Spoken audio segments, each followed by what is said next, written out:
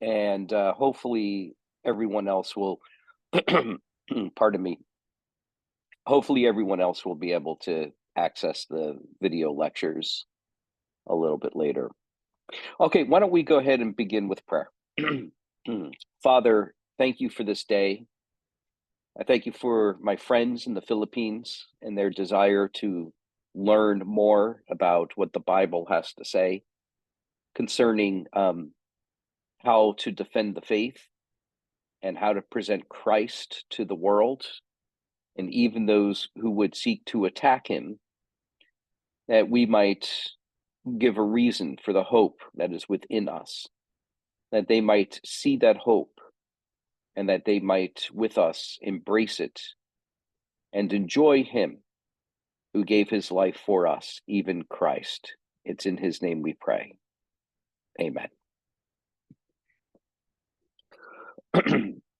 Okay. So as per usual, go ahead and interrupt me at any time with any questions, comments, or you can drop a comment in the comment section or in the chat, and I'm happy to take those questions as well. I'm just checking my phone to see if I'm hearing at all from anyone else as to whether or not we might expect others. Okay. All right. Let's go ahead and get started.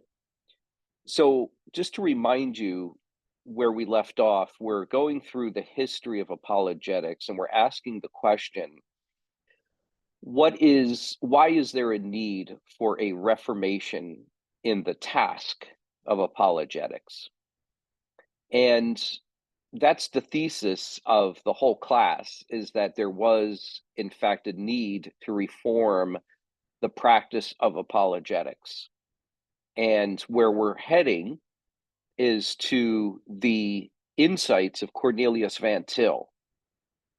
And we'll talk about him in more detail later. But Van Til, you never want to set up a man too high on a pedestal. So I don't want to do that here. Excuse me, because when you put a man on a pedestal, there are, ramifications for that that aren't attractive ramifications. So one of the concerns, of course, is we don't want to hold him up as if he were infallible, or as if anything that came before him was faithless or was heretical or anything like that. Van Til stands within a tradition, and that tradition over the last 2,000 years has been developing. And the tradition is how to defend the faith. It's an apologetic tradition, and there are some in that history, in that tradition, who do it better than others. And the Bible's the standard that we determine how well apologetics is carried out. And we believe that Van Til, when he sought to bring apologetics into conformity with Reformed theology, made a significant improvement in the task of apologetics. And that's why we're heading towards there. We're doing this history, we're setting things up to be able to show why apologetics needed to be reformed. And we're heading towards what Van Til had to say and how he instructs us in the area of apologetics. Not because he's infallible or that he is the only one who's right or everybody else is wrong, not at all. But we do believe that he has given us some very, very good, useful, helpful, and above all, biblical insights into the task of apologetics.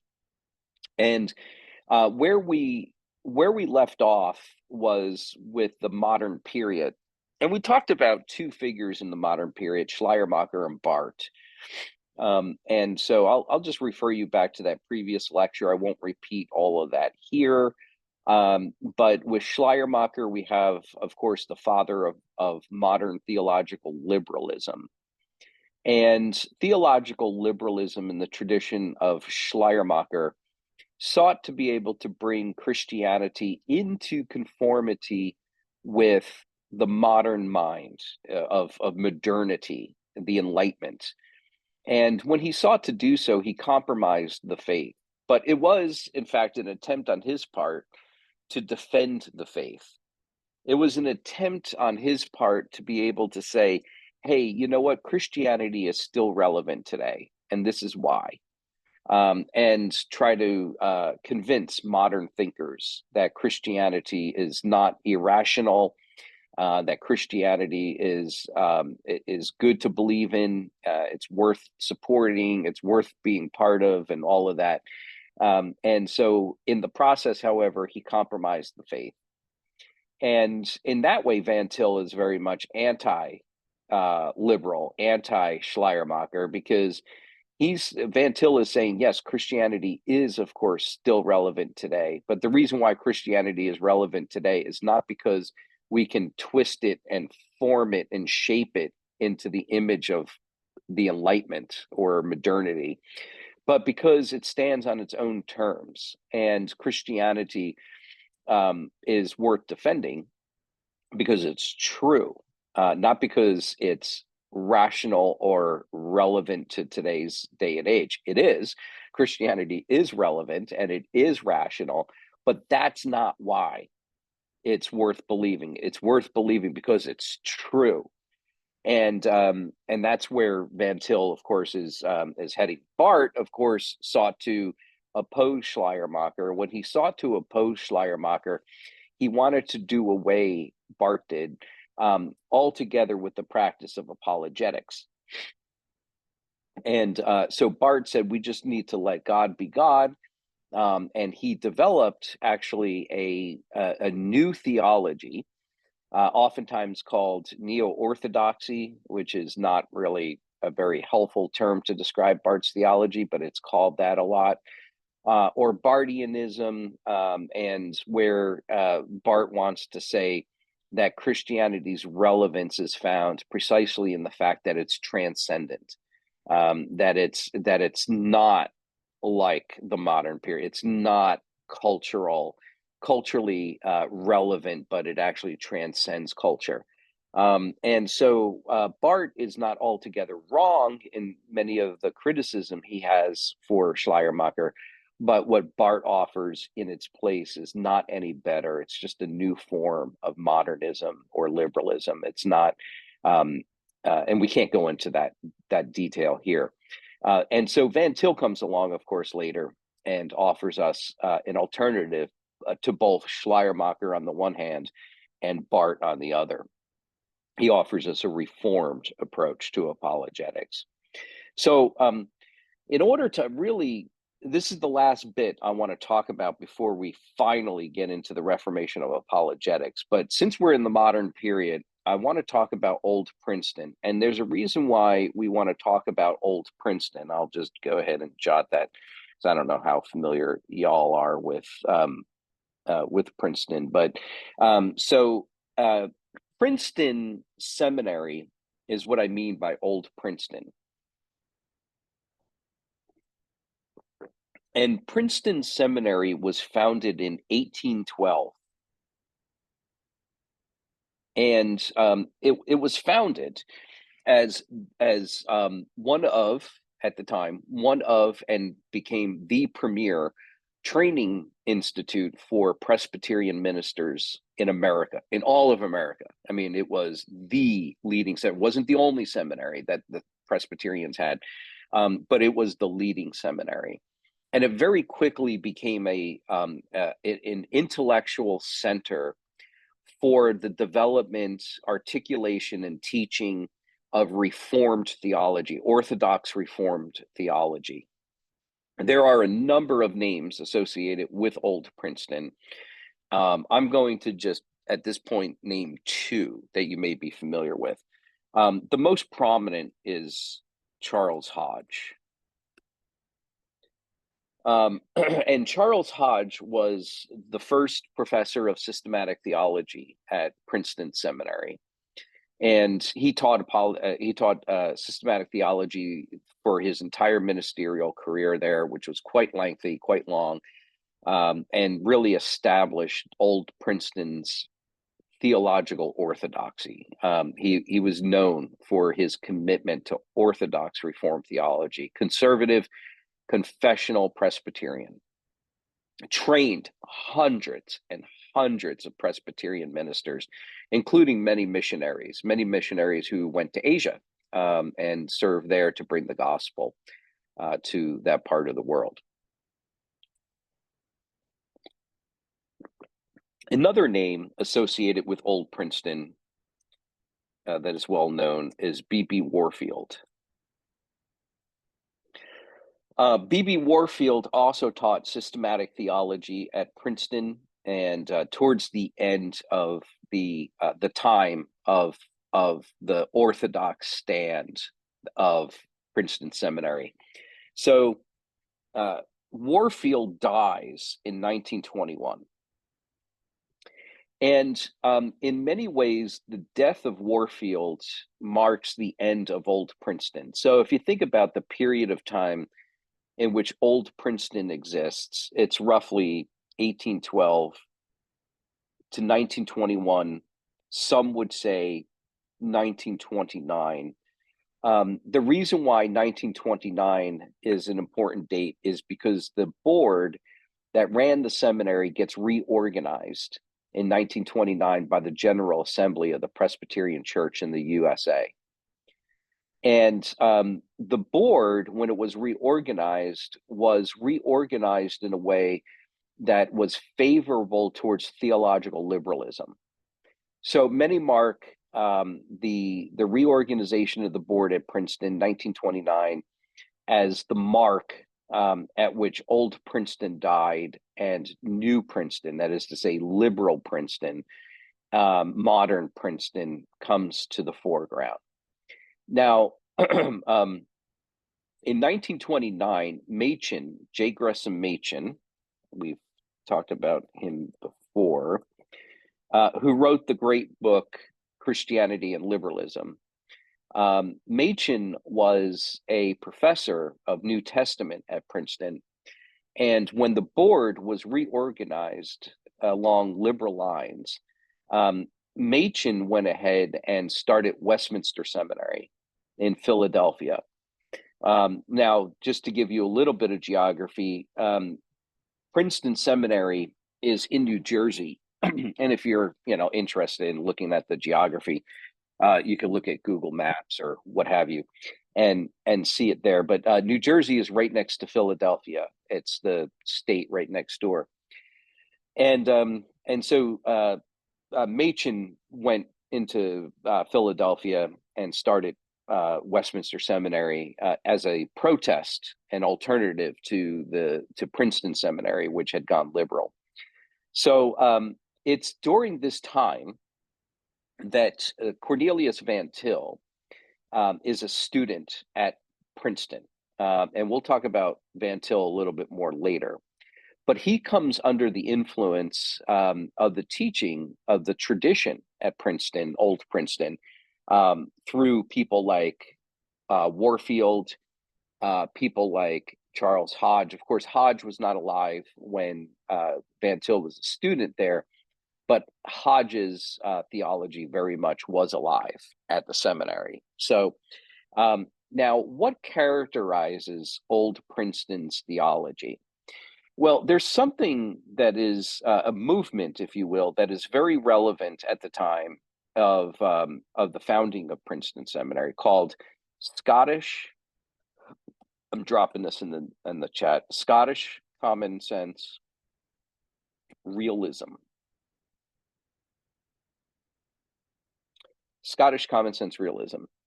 And Scottish Common Sense Realism has has its origins, as it says here, in Scotland. And the theologian that is, or not the theologian, I'm sorry, the philosopher with whom that is often associated with is Reid, who was a Scottish philosopher. And I'm just looking for his dates. So just give me 1 second. I don't have this in my notes. So I just want to look up his dates here. So Thomas Reid is the philosopher, and let's see, and his dates are 1710 to 1794. Sorry, 96. And I'll once again just drop that in the notes. Thomas Reid, 1710, he's born. He dies in 1796. Now, mind you, Princeton Seminary is formed and founded in 1812, so not long after the death of Thomas Reid. And common sense realism, there's a lot of philosophy that stands behind it. I'm just going to give you the short version, the quick and dirty. The idea is that human beings all share in common, hence the word common, ability to perceive and to know. So, everybody can agree, according to our common senses, that the sky is blue, that the grass is green. We can all agree that that there are things that are in the air that fall down, and we can make all sorts of deductions about what that means when things tend towards falling to the ground. We all have the same ability to observe the same objects, and we also, on the ethical side, all have sort of a common sense of morality. Okay, so that, like, within our hearts, all human beings have a conscience.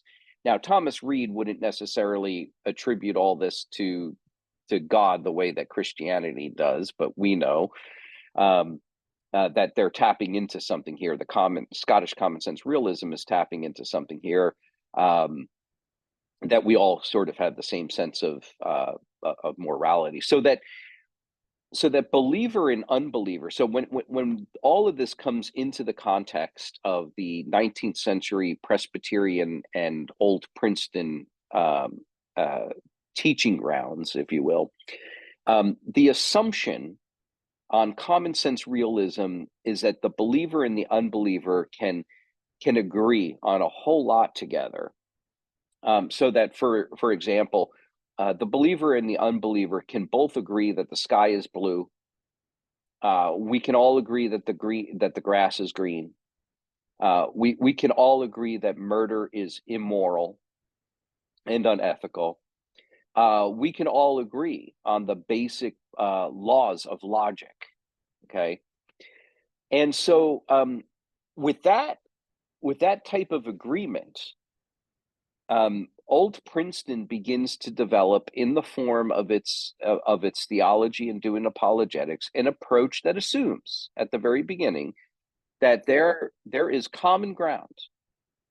There's common ground upon which both the believer and the unbeliever can agree. And in doing apologetic, but not just apologetics, but in doing apologetics, then we're seeking to find that common ground.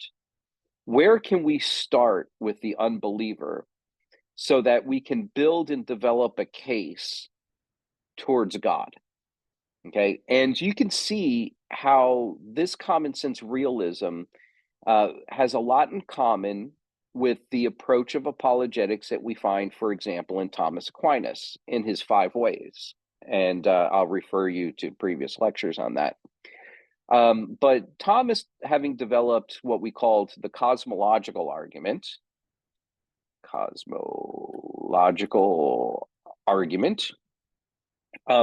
Thomas said that what anybody can do, believer or unbeliever, is look out into the world and be able to, from what that person receives through the senses, able to deduce by logic, by the use of natural reason.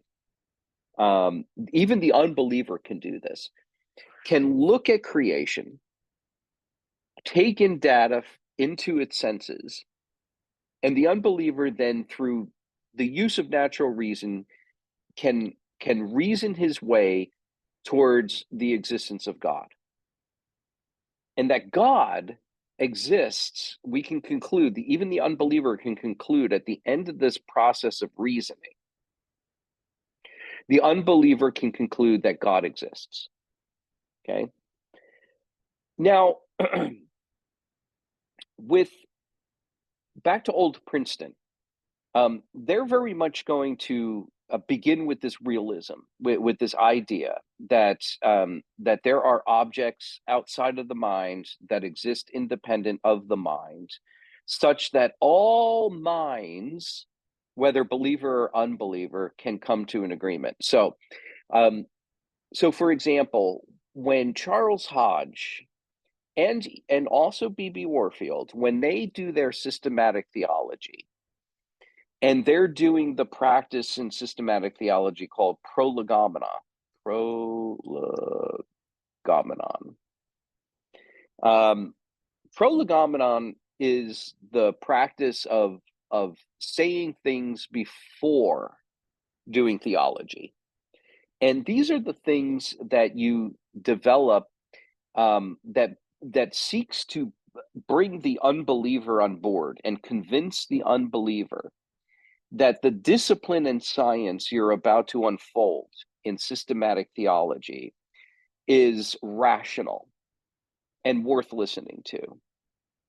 So, in prolegomena, also called sometimes preambles to the faith, what is said beforehand is, again, things that you can develop on the basis of common sense, perception, reason, logic, these neutral tools that can be enjoyed and used by both believer and unbeliever. And the thought is, if you can establish a rational argument for the truth of Christianity first, then you have legitimized Christianity and given it a right to be heard within the other academic disciplines, so that systematic theology is perceived and understood as a science, just like all of the other academic explorations or sciences. Now, the word science is used very different today than it was back then. Back then, I mean 1812, right? Early 19th century. Today, science, as you know, is a word that we use to describe, stuff that has to do with math and nature. So, we talk about physics is a science. We might say mathematics is a science, but kind of math has its own discipline. But biology, pharmacology, so forth and so on. All of these are sciences. Now we sometimes talk about the social sciences, right? Which is really more philosophical than it is scientific. But back then, in the 19th century, the word science simply meant knowledge, and it denoted a field of study. So you had different types of sciences, whether you're talking about, language, or if we're talking about philosophy, if we're talking about theology, if we're talking about biology, so forth and so on. All of these are different sciences. And systematic theology has to establish itself as a science in and of itself. Theology is a science, is what Old Princeton said. And in order to legitimize systematic theology, Christian theology, as a science unto itself, it first had to lay down and establish its credentials, its intellectual and rational credentials, through using common sense. The idea is that that's only fair, right? If we want to get acceptance in the broader world, it's only fair that we use tools to establish the rationality of Christian theology that are agreed upon by all people. so that everyone agrees on all of these principles. And so by reason, what old Princeton would use the term right reason through the use, I'll drop that because kind of a technical term, but I'll drop that in the chat. Through the use of right reason, we can establish Christianity's principles in a neutral way, in a way that's not polemical, it's not biased, we're not, it's pre-theological, it's not theological. And because it's pre-theological on the basis of common sense, it ought to be heard by all people because everybody agrees on these things. And it's a step, it's a stepping stone, if you will, to then present the faith, to then present theology. But it's pre-theological, right? And it's because it's common sense. And so you'll put things in there like the existence of God, the existence of the supernatural, the existence of, or let's say the truthfulness of the Bible, why the Bible should be listened to. And in old Princeton, you would establish the legitimacy of the use of the Bible, not on the basis of what the Bible itself says. It was thought that if you use the Bible to establish the Bible's authority and legitimacy, it's a circular argument. It's begging the question, which is a violation, at least as it was understood at that time, of the laws of logic, or at least the laws of debate. You can't, excuse me, you cannot legitimize something by itself, with itself. You can't legitimize the Bible with the Bible. I mean, that is common sense, real 19th century assumption is that you can't use an authority to prove that authority's authority, okay? Because it's seen as a circular argument. It's seen as begging the question. And so old Princeton then sought to develop theology and the basis for theology on reason and observation and science, as it were, neutral, non-theological science. And so these were the things that were going to be developed in the practice of prolegomena at Old Princeton. Now, it's in that context then that Van Til finds that there's a problem.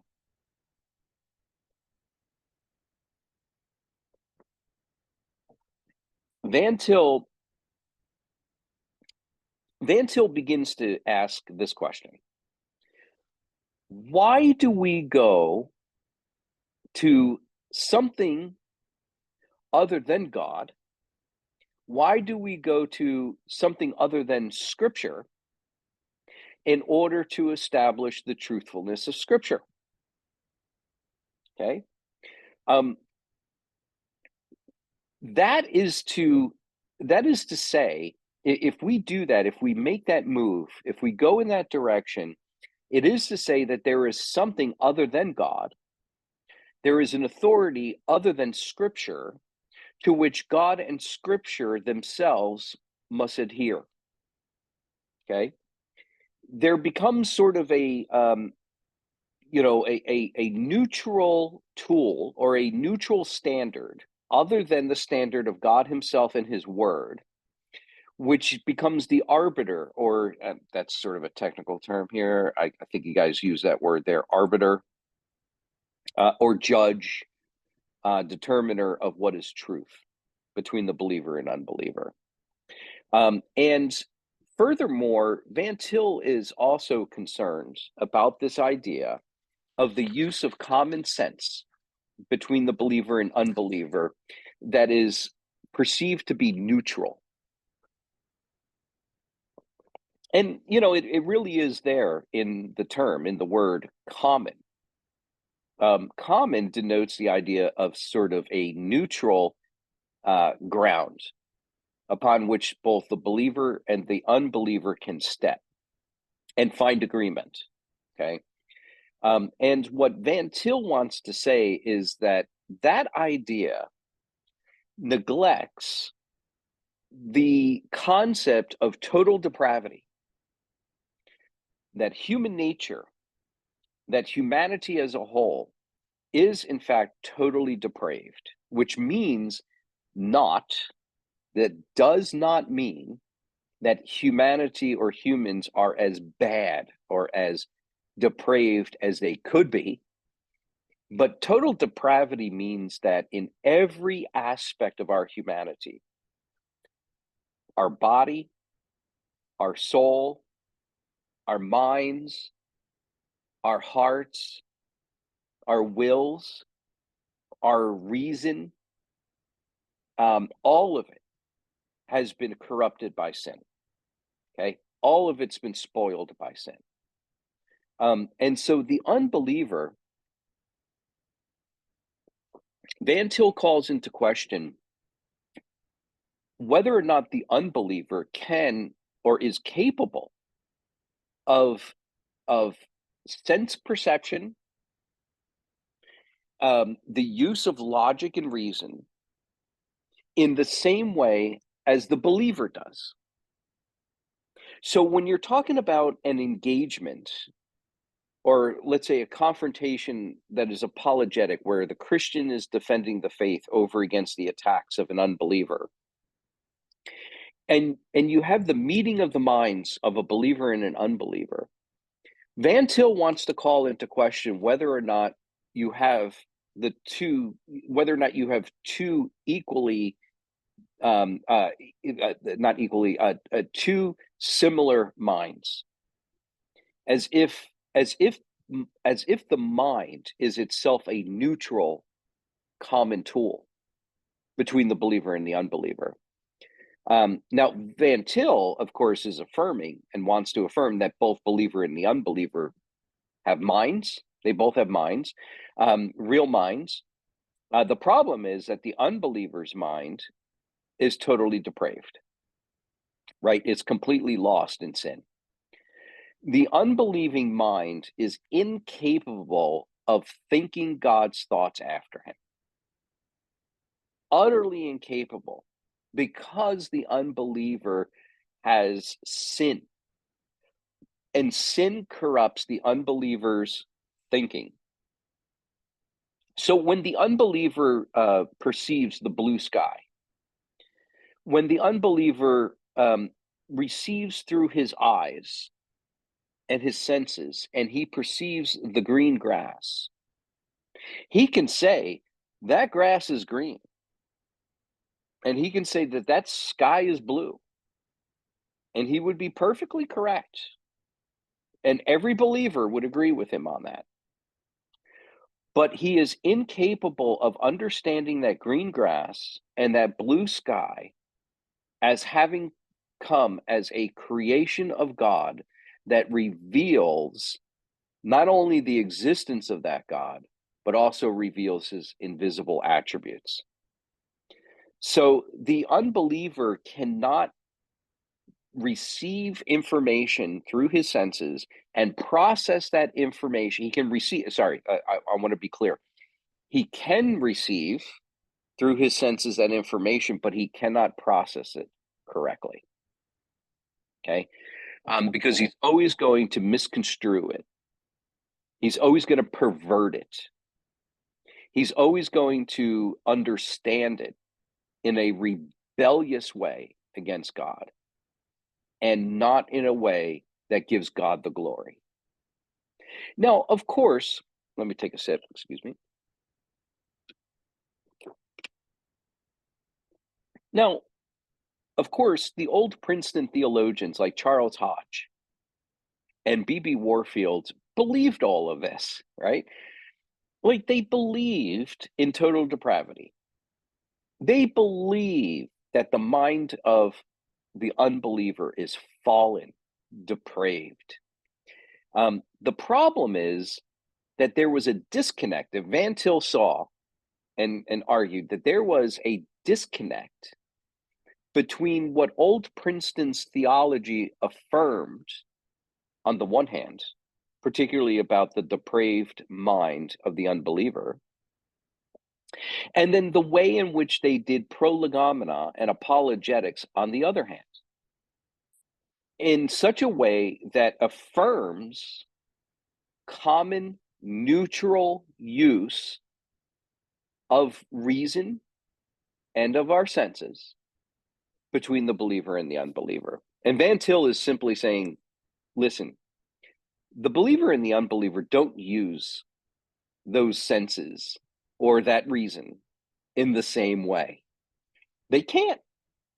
They can't. The unbeliever's mind is lost in depravity. The believer's mind has been renewed according to the mind of Christ. Now, that doesn't mean, of course, that the unbelieving mind is as bad and depraved as it could be because of God's common grace, right?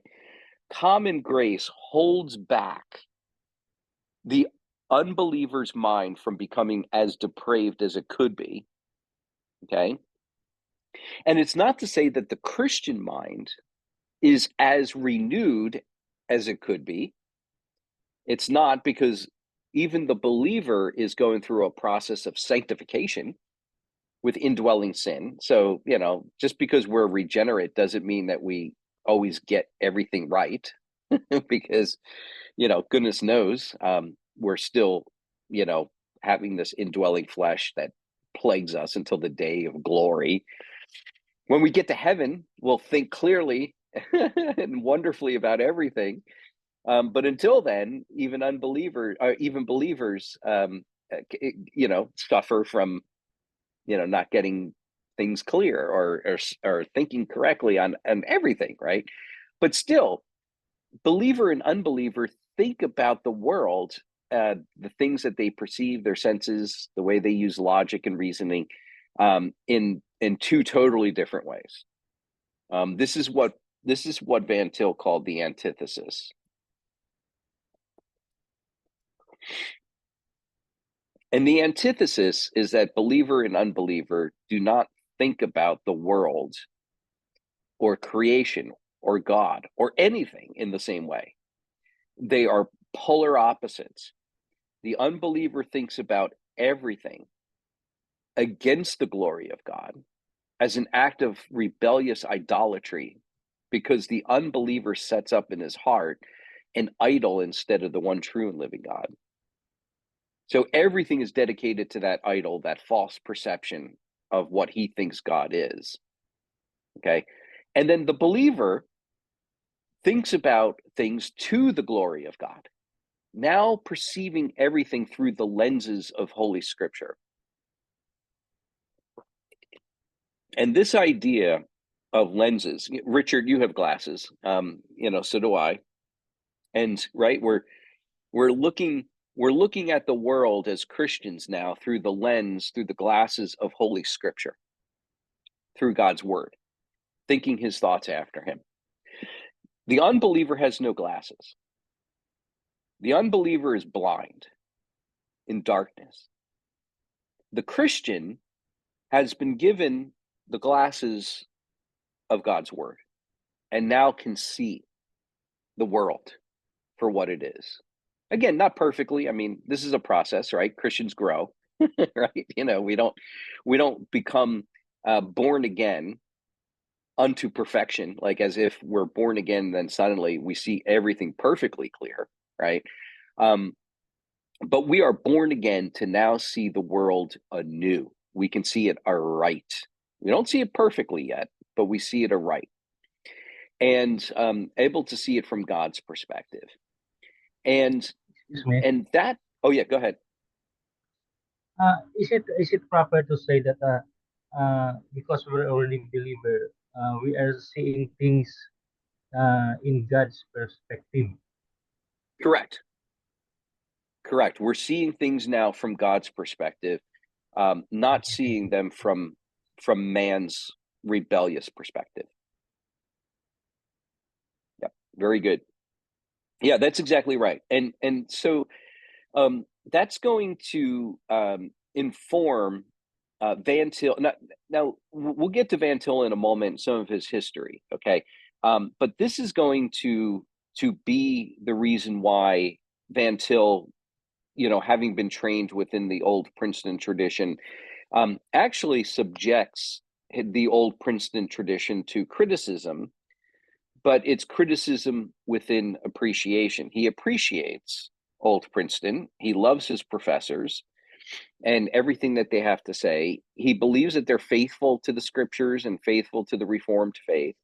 But he's seeing a disconnect between their theology on the one hand and the way that they do apologetics on the other. And so he wants to reform it. And all of this is the reason why he perceives that there is a need for reformation in apologetics.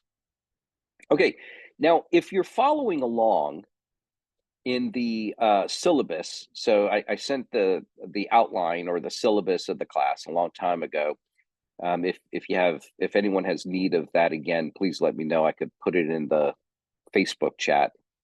But you'll see that we're still in Roman numeral 1, introduction. Yes, I know we've been like going at it now for over a month and we're still in introduction, but excuse me.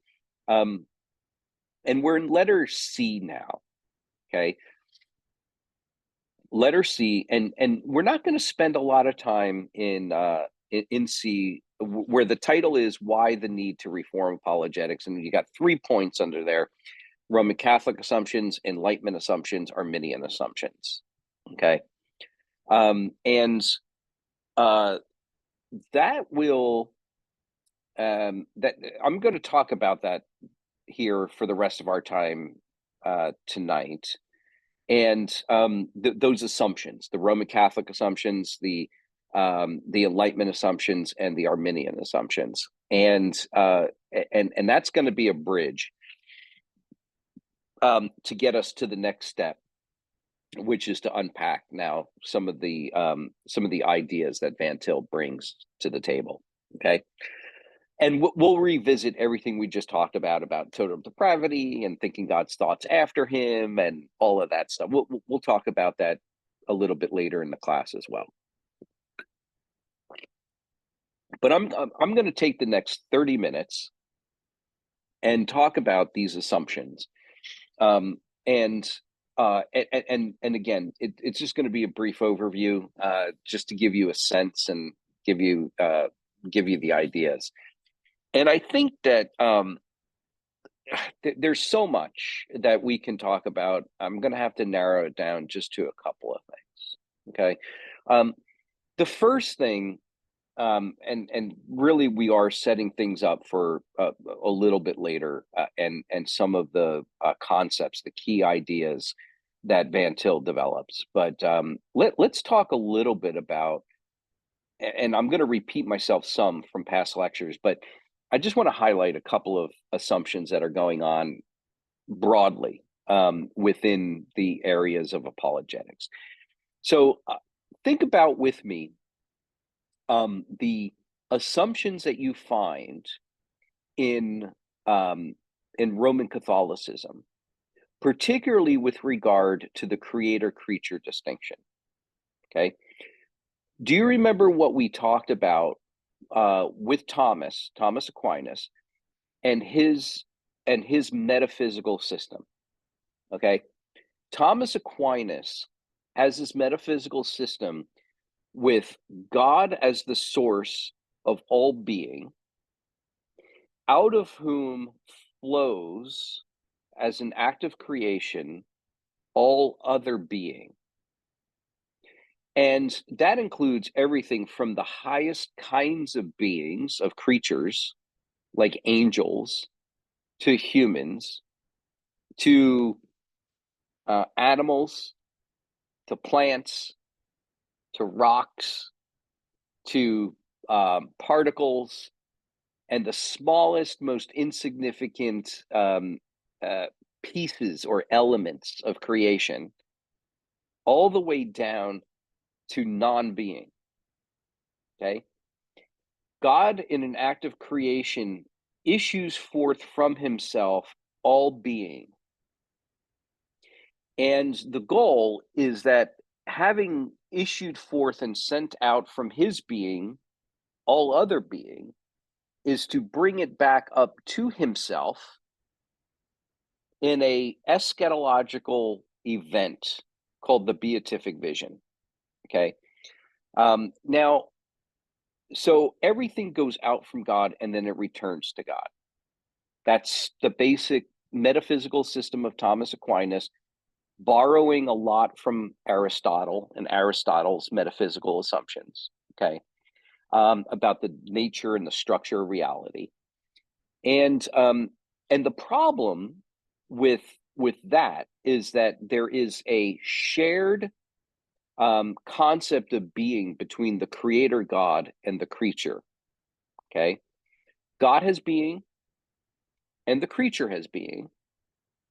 And the difference is that God has an infinite amount of that being that is fully actualized, and the creature has a limited amount of that being, which has potency or has potential towards being lifted up to gaining more and more and more actualized being. Okay. And part of the problem with that system, as we'll talk about in a moment, is that it brings together the creator and the creature in a shared notion of being. And we see this perhaps most starkly in Thomas Aquinas's notion of the beatific vision.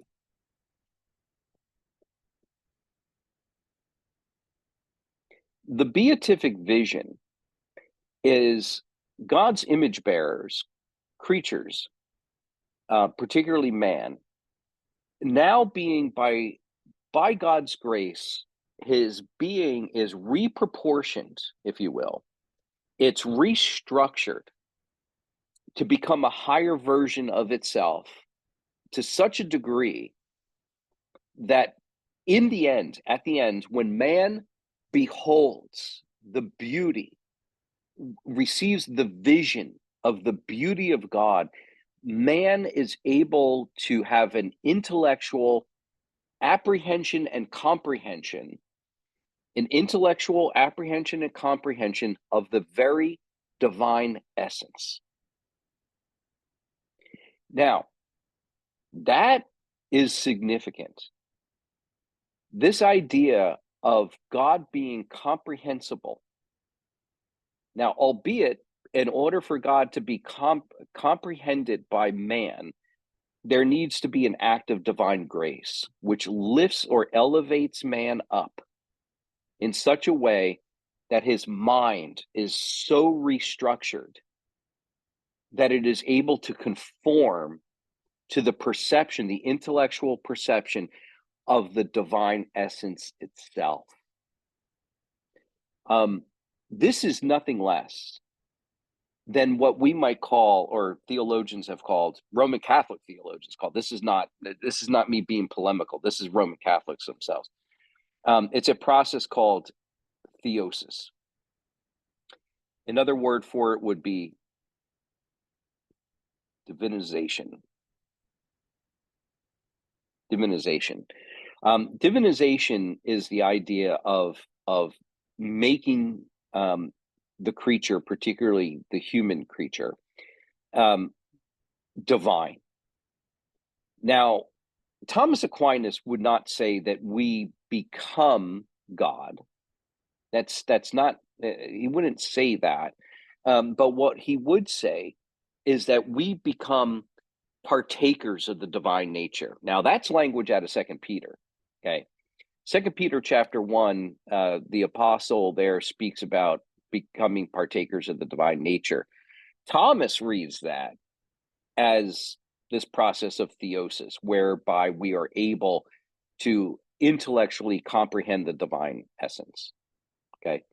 Now, to give you a sense of where we're going from here, Reformed theologians over against Thomas will affirm the incomprehensibility of God. I'll just jot that in there. comprehensibility of God. Man can know God, according to Reformed theologians, but man cannot comprehend God. There is no direct apprehension or comprehension of the divine essence itself, according to Reformed theology. That's classic across-the-board Reformed theology, okay? And I'm not saying that you can't find some Reformed theologian out there who has Thomas's doctrine of the beatific vision, okay? Maybe there's a Reformed theologian out there somewhere you'll find where he talks about the beatific vision in the same exact way as Thomas Aquinas. Is that possible to find? Sure. Is it likely to find? No. The Reformed reject Thomas Aquinas's doctrine of the beatific vision. Now, Reformed theologians have a version of the beatific vision. It's different than Thomas's. It gets reformed, according to the Bible, in the hands of Reformed theologians. But Reformed theology, and it's there in the Westminster Standards, the Reformed theologians and Reformed theology utterly reject Thomas's version of the beatific vision. I mean, it's just rejected, absolutely rejected by Reformed theologians, because they see the problem with it. Once you say that there is a direct apprehension and comprehension of the human mind with the divine mind or the divine essence, there is by necessity an overlap between the divine mind and the human mind to such a degree that you have to conclude that there is a melding or a blurring or a blending, if you will, of the human nature and the divine nature. And then once you say that, there is a violation of that creator-creature distinction, whereby the creator and the creature are no longer two distinct kinds of beings, but in fact share in common being, even to such a degree that there is an overlap at some point, particularly in the beatific vision, between the creature and the creator in terms of just their nature and their essence and their being. Okay. So when we're talking about apologetics, right away, there is understood within Roman Catholicism that there are certain attributes of the creature that are much more divine-like than other attributes of the creature. Those, such as reason, such as the rational element of humanity, even to such a degree that Thomas Aquinas and Roman Catholicism deny that total depravity or a sin nature extends to those particular aspects or attributes of the human creature. Okay, if I could put it, as crass and as simple as I can, and it will require nuance, and certain theologians would be upset that I put it so simply, but really it does come down to this. For Thomas Aquinas, the human reason is not totally depraved. There is not what we would call, and I'll put it here in the chat, noetic effects of sin. Noetic, Noetic. The noetic, it means the mind. Okay. Particularly the mind understood within its capacity to reason, the rational element of the mind. So what happens when you deny the creator-creature distinction, as Thomas does on the back end in his beatific vision? Okay, what happens when you deny that mind, that distinction between the creator-creature? What you end up doing in effect. It has this effect. When you blur the creator-creature distinction, you end up blurring the antithesis also between the creator and the creature. The antithesis between the believer and unbeliever. So if you keep the creator and the creature distinct, you will inevitably and rightly maintain the antithesis of thinking between the believer and the unbeliever. If you confuse the creator-creature distinction, you will confuse the antithesis and deny the antithesis between believer and unbeliever. Okay? And the reason why is because of reason, right?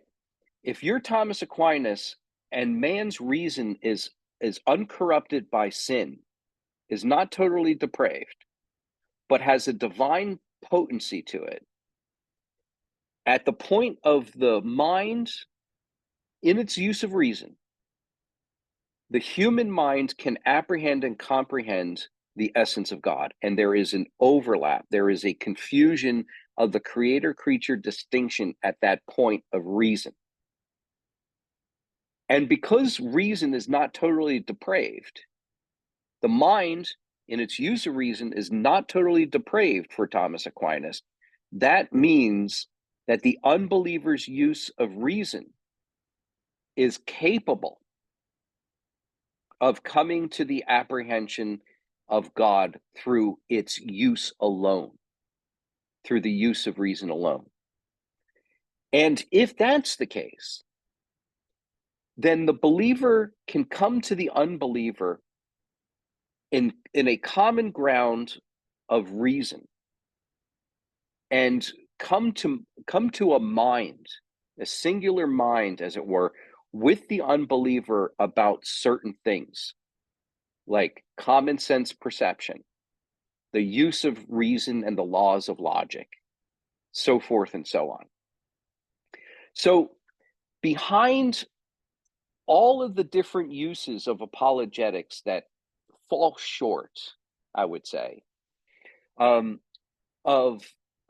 true Reformed theology, is standing behind all of it is somewhere a confusion of the creator-creature distinction and a confusion of the antithesis in the use of reason between believer and unbeliever.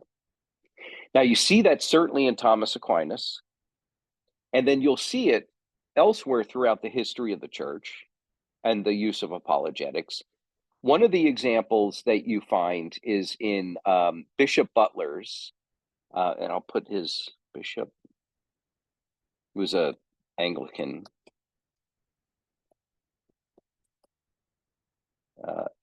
theologian, philosopher, and apologist. And Van Til engages with Bishop Butler a lot. When Bishop Butler develops his argument, which is sort of like an evidentialist argument,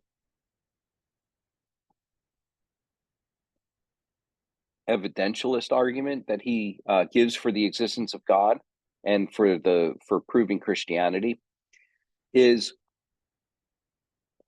this assumption that there are, at the end of the day, that there are elements of the unbeliever's mind which are uncorrupted. Now, by the time you get to Princeton, old Princeton, I mean, the old Princeton theologians know better. They know that the human fallen, unregenerate mind is totally depraved and biased against God in the use of reason and everything else. But the problem is that they don't quite see the connection when they're doing apologetics and engaging the mind of the unbeliever. Old Princeton falls into the trap of adopting Enlightenment principles, Enlightenment assumptions. And that Enlightenment assumption, called common sense realism, is that both believer and unbeliever can come to agreement on interpreting sense perception and the use of right reason. Okay? Sense perception and the use of right reason are common tools that both believer and unbeliever use in the same way. Now, just as a sidebar, it is true that both believer and unbeliever use reason and sense perception, right? Both of them use that. Both of them can agree and say the sky is blue, the grass is green. Both can agree on certain laws of logic, laws of non-contradiction, for example, and they can come to agreement on those things formally, structurally, but they cannot come to an agreement as to the meaning, significance, and use of those things. The unbeliever will use it against the glory of God, and the believer will use it for the glory of God. And that's going to result in two very different ways of thinking. And if we're going to engage the unbeliever, we need to be aware of that at the outset of the conversation with the unbeliever. Because if we come to the unbeliever with the assumption that we're thinking the same way about the same things, we're going to have a very confusing conversation that will absolutely go nowhere, because all we'll be doing is throwing against each other's worldviews the facts of sense perception and the logical argumentation and the use of laws of logic. We're just going to be throwing them against each other. And what's going to end up happening is we're going to use and interpret those same things in completely different ways. And it's going to be a stalemate. And it will always be a stalemate until such a time as we can get back behind the facts, get back behind the sense perception, get back behind the laws of logic, and challenge the meaning and the significance of those things in the mind of the unbeliever. So it's not a fact war that we're looking for in doing apologetics. We want to get back behind the facts and challenge at the heart of the unbeliever why the unbeliever is interpreting the meaning and significance of those facts in the way in which he or she does. Okay, we're not looking to if I could use this analogy, we're not looking to push the unbeliever off of his rug. What we're looking to do is to pull the rug out from underneath the unbeliever, so that we undermine is the very foundation upon which the unbeliever is standing, namely his mind and heart commitments towards the interpretation of facts and the use of the laws of logic upon which he depends. We're looking to undercut the worldview of the unbeliever and address his heart, and not just debate facts with him. Now, we could debate facts with the unbeliever. That's fine. I mean, there's perfect use of perfectly legitimate use of resources and archaeology, history, so forth and so on, and logic and reasoning that we can use with the unbeliever. That's not a problem. We could debate those facts. If the unbeliever says, you know what, there is no evidence outside the Bible that shows that Jesus rose again from the dead, we could say, well, actually there is. There are historical records that give testimony very early on to the fact of the resurrection. And we can cite sources and be able to, but at the end of the day, that is only, those facts are only going to be twisted against the cause of Christ by the unbeliever until such a time as we challenge the unbeliever's use and commitments and presuppositions in his interpretation of those facts, or any fact for that matter. Okay, so we're looking really to get to the heart of the unbeliever and his unbelief.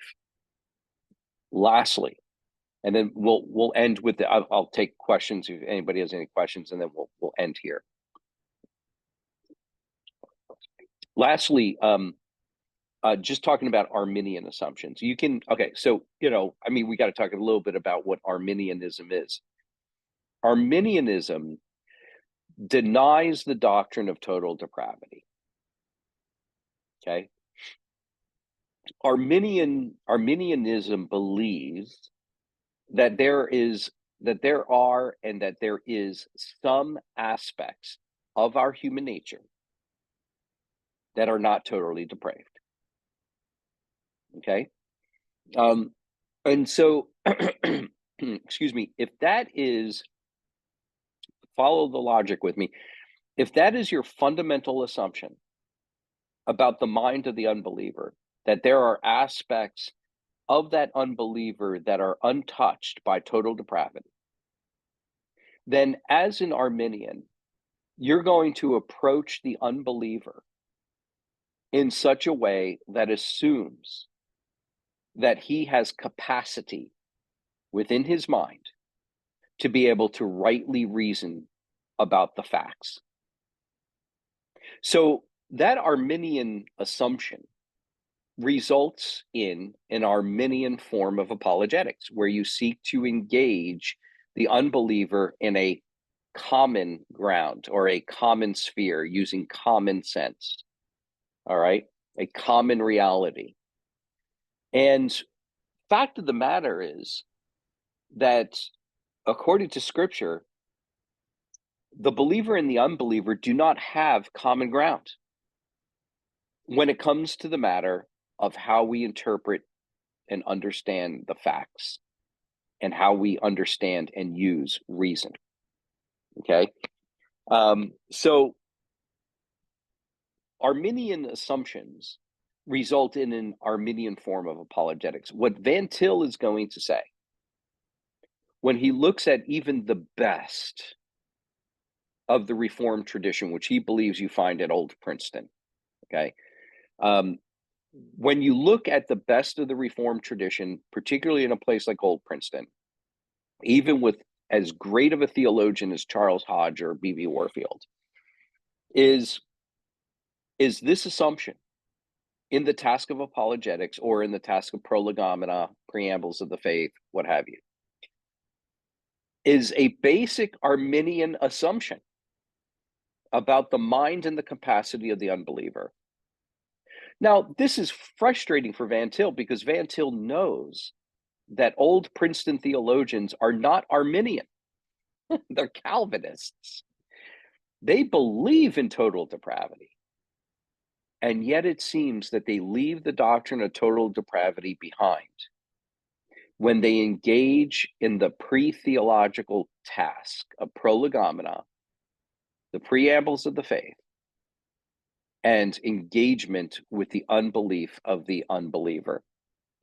And that's what's so frustrating to Van Til. So that Van Til wants to say, listen, what we need to do is to reject Arminian, Roman Catholic, and Enlightenment assumptions, not only in the task of doing theology, but also and particularly in the task of doing apologetics.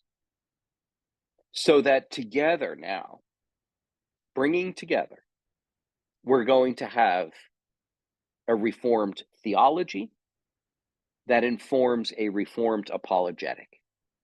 No more of this Reformed theology over here, Arminian, Roman Catholic apologetics here.